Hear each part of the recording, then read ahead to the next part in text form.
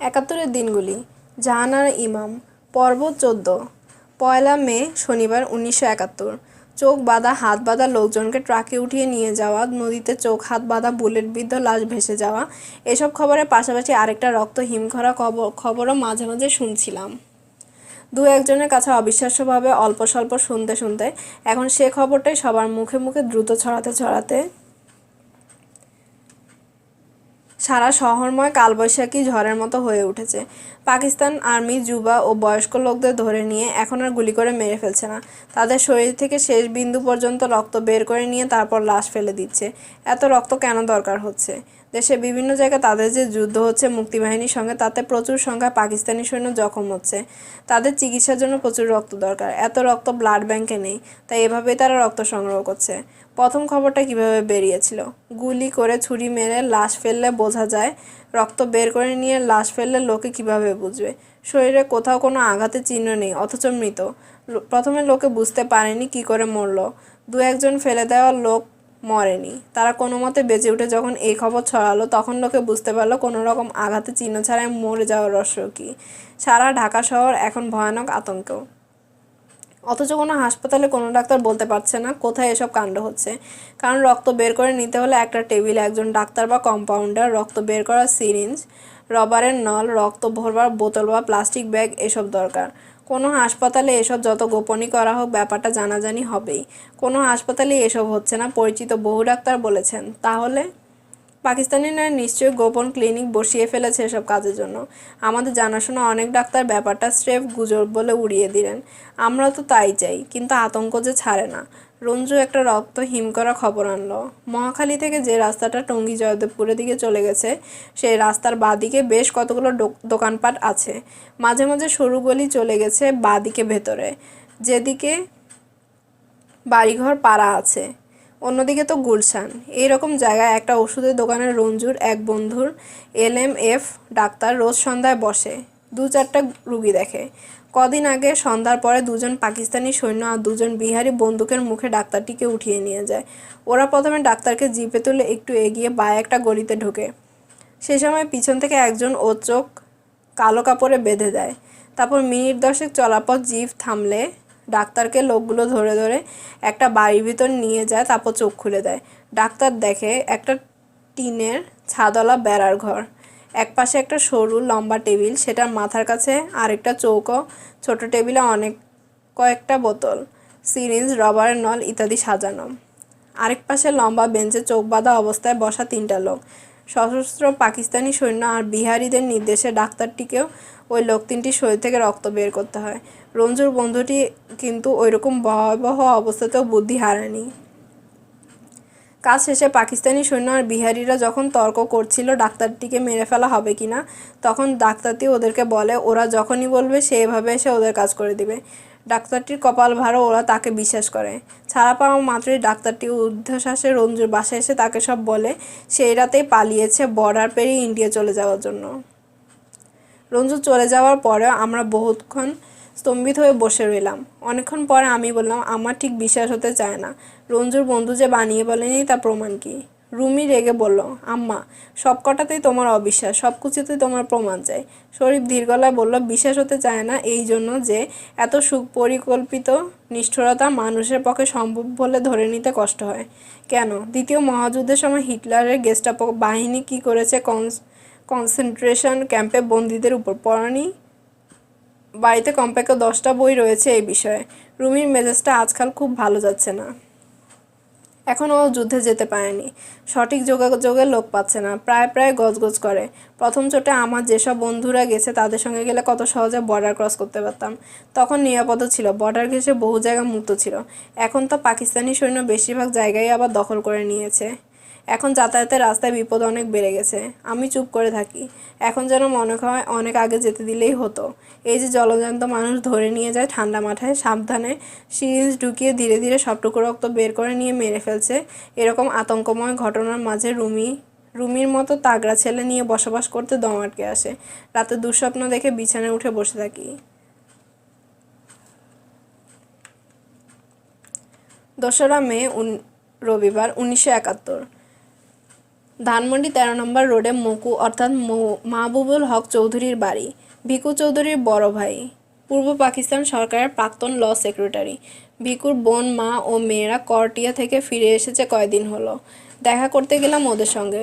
বজ্র হতার মতো বসে আছে সবাই, কেবল খালাম্মা অর্থাৎ ভিকুর মা বলেছেন মাঝে মাঝে কাঁদছেন। ভিকুর বোন অর্থাৎ বুলু অর্থাৎ মাসুদার স্বামী শরফুল আলম পোল্যান্ডে পাকিস্তান দূতাবাসে রয়েছেন। বুলু ছুটিতে দেশে বেড়াতে এসে এই কাণ্ড। তার ডান কাঁধের নিচে গুলি লেগেছিল। ভিকুর মার মুখে পুরো ঘটনাটা শুনলাম। ওদের বিরাট একটা দল ঢাকা থেকে গ্রামের দিকে যাচ্ছিল। করটিয়া জাহাঙ্গীরের ফুফার বাড়িতে আশ্রয় নেবার পর এই দুর্ঘটনা ঘটে। সকালবেলা নাস্তা তৈরি হচ্ছিল। ঘুম থেকে উঠে সবাই হাত মুখ ধুচ্ছিল। এমন সময় পাক আর্মি এসে বাড়ি ঘেরাও করে গুলি চালাতে থাকে।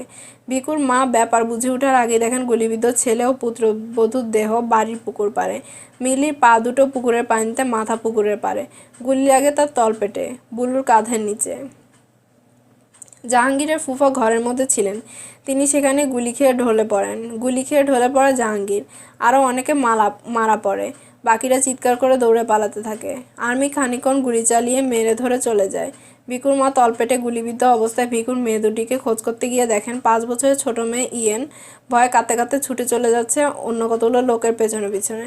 ভিকুর মা ওইরকম আহত অবস্থাতেই এক হাতে তলপেট চেপে ধরে ছুটে নিয়ে অন্য হাতে নাতনিকে টেনে আনেন। মিলিটারি চলে যাওয়ার পর সেই গ্রামের একটি সহৃদয় ছাত্র অনেক কষ্টে বুলু আর তার মাকে মির্জাপুর হাসপাতালে নিয়ে যায়।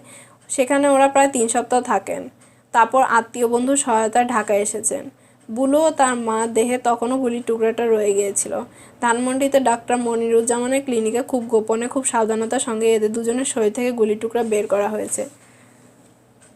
আমি সব শুনে স্তব্ধ হয়ে বসে ভাবতে লাগলাম, সমস্ত দেশের উপর কি মহাসর্বনাশের প্রলয়ের ঝড় নেমে এসেছে? ভিকু, মিলি, হামিদুল্লাহ, সিদ্দিকা, খন্দকার, সাত্তার, রঞ্জুর কলিগ, নুরুর রহমান, কি এদের অপরাধ ছিল? শান্তিপ্রিয় নাগরিক, নিজের দেশকে ভালোবাসত। ভিকু প্রেস চালিয়ে স্বাধীন ব্যবসা করে খেত। আওয়ামী লীগের সমর্থক ছিল। বাঙালি জাতীয়তাবাদের প্রবক্তা ছিল। তাই তার এত বড় অপরাধ? হামিদুল্লাহ শান্ত নিরীহ মানুষ, পূর্ব পাকিস্তানের প্রথম এবং একমাত্র 16 আনা বাঙালি মালিকানার ব্যাংক ইস্টার্ন ব্যাংকিং কর্পোরেশনের ম্যানেজিং ডাইরেক্টর। এই অপরাধে তার এত বড় শাস্তি? নিষ্ঠুর হত্যাকারীদের গোলার আঘাতে একমাত্র সন্তানকে চোখের সামনে মরতে দেখলে ভয়ানক আহত বউও কয়েকদিন পরে তার কোলে শেষ নিঃশ্বাস ফেলল। নুরুর রহমান ইঞ্জিনিয়ার, স্বাধীন ব্যবসা করে খেত। বিয়ে করেনি বলে কোনো পিছুটান ছিল না। দেশের ও দশের উপকার করে বেড়াতো। সেই অপরাধে তাকে প্রাণ দিতে হলো। 3 মে সোমবার 1971। আজ আমার জন্মদিন। 29 মার্চ রুমির জন্মদিনে তবুও ভাবতে পেরেছিলাম কিছু স্পেশাল রান্না করা দরকার, কারণ তখনও 25শে মার্চ কালরাত্রির আকস্মিকতার আঘাত মনকে পুরোপুরি ধরাশায়ী করতে পারেনি, কারণ তখনও এই নিষ্ঠুর মরণযজ্ঞের ব্যাপকতা বুঝে উঠতে পারেনি। কিন্তু সেই ধ্বংসযজ্ঞের 5 সপ্তাহ পর এখন মন মানসিকতা যেন একবারে মরে যায়নি। কিন্তু সেই ধ্বংসযজ্ঞের 5 সপ্তাহ পর এখন মন মানসিকতা, চিন্তাধারা কিছুই আর চিরাচরিত গতানুগতিক খাতে বইছে না। যে জীবন এতকাল যাপন করে এসেছি তা বড়ই অর্থহীন বলে মনে হচ্ছে। ভিকু, মিলি, সিদ্দিকা, নুরুর রহমানের অনর্থক হত্যা মনকে একবার অসাড় করে দিয়েছে। তবু প্রতি বছরের অভ্যাস মতো রুমিজামি যখন আজ সকালে আমাদের ঘরে দরজার ওপাশ থেকে বলল, আম্মা আসি, তখন চোখে ভরা পানি নিয়ে বললাম, এসো। ওরা প্রতি বছর অভ্যাস মতো ঘরে ঢুকলো, কিন্তু প্রতি বছরের মতো হাসি মুখে নয়, সুন্দর প্যাকেটে মোড়া হাত ভর্তি সারপ্রাইজ প্রেজেন্ট নিয়েও নয়। ওদের মুখও মেঘাচ্ছন্ন, তবে তাতে পানি নেই, বজ্রের আভাস আছে। টের পেলাম রুমির হাতে একটা পুরনো বই, জামির হাতে বাগান থেকে তোলা একটা আধফোঁটা কালো গোলাপ, যার নাম বনি প্রিন্স। রুমি বইটা আমার হাতে দিয়ে বলল, আম্মা, এই বইটা তুমি পড়লে মনে অনেক জোর পাবে। দ্বিতীয় মহাযুদ্ধের শুরুতে জার্মানি অতর্কিত আক্রমণ করে পোল্যান্ড দখল করে নেবার পর সেখানে পোলিশ ইহুদিদের উপর নাৎসি বাহিনীর অমানসিক অত্যাচারের বিরুদ্ধে পোলিশরা যে অসাধারণ প্রতিরোধ গড়ে তোলে তারই কাহিনী এটা। নিশ্চিহ্ন হয়ে যাবার আগের মুহূর্ত পর্যন্ত কিভাবে তারা লড়াই করে গেছে, লড়াই করে মরেছে, তবুও মাথা নোয়ায়নি, তারই কাহিনী এটা। এ বইটা পড়লে তোমার মনে সব ভয় চলে যাবে, সব দুঃখ তুচ্ছ হয়ে যাবে। জার্মানরা ইহুদিদের মানুষ বলে গণ্য করত না। পশ্চিম পাকিস্তানিরা আমাদের মানুষ বলে গণ্য করে না। মুসলমান বলেও গণ্য করে না। অথচ ওদের চেয়ে আমরা বহুগুণে খাঁটি মুসলমান। পড়লে তুমি বুঝতে পারবে, এ বইতে যা লেখা আছে দেশ আর জাতির নাম বদলে দিলে আমরা অবিকল বাংলাদেশ আর বাঙালির দুঃখের কাহিনী, প্রতিরোধের কাহিনী, বাঁচা মারার লড়াইয়ের কাহিনী বলে মনে হবে। চেয়ে দেখলাম লিওন উরিস এর লেখা মাইলা 18। রুমির নিজস্ব লাইব্রেরিতে এক্সোডাস এর বিখ্যাত লেখক লিওন উরিসের সবগুলো বইই আছে। আগে দেখেছি, তবে পড়া হয়ে ওঠেনি। জামি কালো গোলাপের আধপোঁটা কড়িটি আমার হাতে দিল। রুমি বলল, আমাদের স্বাধীনতার প্রতীক, এইরকম রক্তের রং ছড়িয়ে তবে স্বাধীনতার রাজপুত্র আসবে। বনি প্রিন্সের পাপড়িগুলো কালচে ঘন মেরুন রঙের, জমাট বাঁধা কালচে রক্তের মতো, এখনও পুরোটা ফুটেনি, মখমলের মতো মসৃণ, পুরো পাপড়িগুলো মুঠি বেঁধে আছে। আমাদের স্বাধীনতার এখনও অনেক দেরি। রুমি বলল, তোমার জন্মদিনে একটা সুখবর দেই আম্মা। সে একটু থামলো। আমি আগ্রহ নিয়ে তাকিয়ে রইলাম। আমার যাওয়া ঠিক হয়ে গেছে, ঠিকমতো যোগাযোগ হয়েছে। তুমি যদি প্রথম দিকে অত বাধা না দিতে, তাহলে 1 মাস আগে চলে যেতে পারতাম। আমি বললাম, তুই আমার উপর রাগ করিস নে। আমি দেখতে চেয়েছিলাম তুই হুজুগে পড়ে যেতে চাচ্ছিস না সত্যি সত্যি মনে প্রাণে বিশ্বাস করে যেতে চাচ্ছিস। হুজুগে পড়ে? রুমি ভুকুচকে বলল, বাঁচা মরার লড়াই, নিজেদের অস্তিত্ব টিকিয়ে রাখার যুদ্ধে যেতে চাওয়া হুজুগ? না না, তা বলিনি, ভুল বুঝিস নে। বন্ধুরা সবাই যাচ্ছে বলে কি যেতে চাচ্ছিস কি না? যুদ্ধক্ষেত্রে কষ্ট ও ভয়াবহ অবস্থা সম্বন্ধে সম্যক ধারণা করতে পেরেছিস কিনা সেসব যাচাই করবার জন্যই তোকে নানাভাবে বাধা দিচ্ছিলাম। তুই তো বলেছিস তোর কোনো কোনো বন্ধু যুদ্ধের কষ্ট সইতে না পেরে পালিয়ে এসেছে।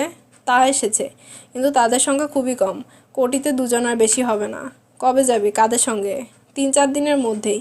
কাদের সঙ্গে নাম জানতে চেয়েও না, বলা নিষেধ। লোহার সাহসী দিয়ে কেউ যেন পাঁজর সবগুলো হাত চেপে ধরেছে। নিশ্ছিদ্র অন্ধকারে চোখের বাইরে নিঃশর্তভাবে ছেড়ে দিতে হবে। জানতে চাওয়াও চলবে না কোন পথে যাবে, কাদের সঙ্গে যাবে। রুমি এখন তার নিজের জীবনে প্রবেশ করতে যাচ্ছে, তার একান্ত নিজস্ব ভুবনে, যেখানে তার জন্মদাত্রীরও প্রবেশাধিকার নেই। মনে পড়ে খালিল জিবরান তার প্রফেট বইতে এদের সম্পর্কে লিখে গেছেন, তোমাদের সন্তানরা তোমাদের নয়, তারা জীবনের সন্তান সন্ততি, জীবনের জন্যই তাদের আকুতি। তারা তোমাদের সঙ্গেই রয়েছে, তবু তারা তোমাদের নয়। তারা তোমাদের ভালোবাসা নিয়েছে, কিন্তু নেয়নি তোমাদের ধ্যান ধারণা, কেননা তারা গড়ে নিয়েছে তাদের নিজস্ব ধ্যান ধারণা তাদের শরীরে, তোমাদের আয়ত্তের ভেতরে, কিন্তু তাদের আত্মা কখনোই নয়, কেননা তাদের আত্মা বাস করে ভবিষ্যতের ঘরে, যে ঘরে তোমরা কখনোই পারবে না যেতে, এমনকি তোমাদের স্বপ্নেও না। তাদেরকে চেয়েও না তোমাদের মতো করতে, কারণ তাদের জীবন কখনোই ফিরবে না পেছনের পানে।